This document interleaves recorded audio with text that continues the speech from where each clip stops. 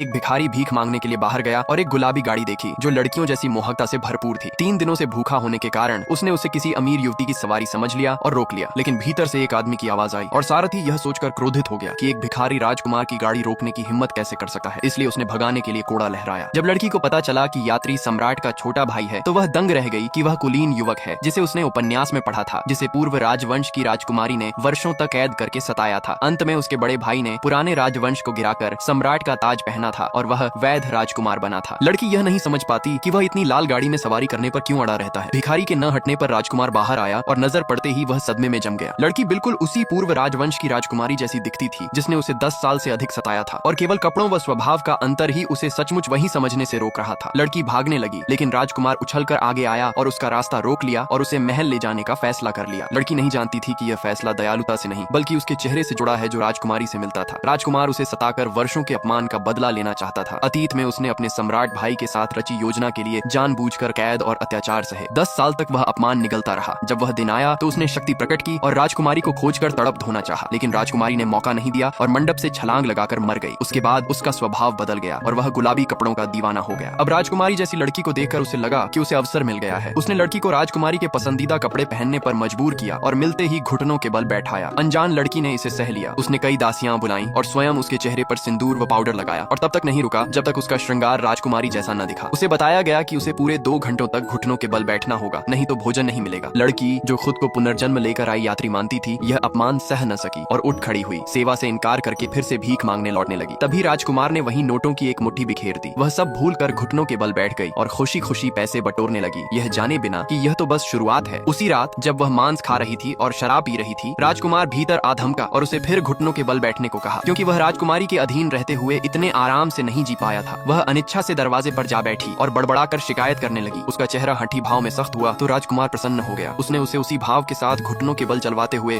शयन कक्ष तक पहुंचाया। फिर उसने विनती करने को कहा। लड़की ने इसे अलग तरह से समझा और आंसू व नाक बहाते हुए विनतियां करने लगी। उसे उदार बताती रही और खुद को कमजोर कहती रही कि वह अगला सूरज नहीं देख पाएगी। यह देखकर राजकुमार भीतर से टूट गया, क्योंकि उसने कभी राजकुमारी से विनती नहीं की थी और यह उलटफेर उसे क्रोधित कर गया। उसने प्रबंधक को आदेश दिया कि लड़की को बाहर घसीटकर आंगन में घुटनों के बल बैठा दे और कहा कि हिम्मत आने पर ही उठेगी। लड़की ने इनकार किया और सब छोड़कर जाने लगी। तभी पता चला कि सम्राट इस छोटे भाई के बदले स्वभाव से परेशान है। अब जब एक लड़की महल में आ चुकी थी तो सम्राट को लगा कि वह बदल गया है, इसीलिए उसने दुर्लभ खजाने और पुरस्कार स्वरूप 10,000 तौल सोना भेजा और राजकुमार को आदेश दिया कि वह लड़की के साथ अगले दिन के राज दरबार के भोज में आए। कई वर्षों तक भीख मांगने वाली लड़की ने ऐसा नजारा कभी नहीं देखा था, इसलिए उसने मन बदल लिया और ठहरने का फैसला कर लिया। अगले दिन भोज में वह ऐसे भीतर दाखिल हुई मानो सदियों से भूखी कोई आत्मा लौट आई हो और कमरे की हर नजर को नजरअंदाज करके भूख के साथ भोजन करने लगी।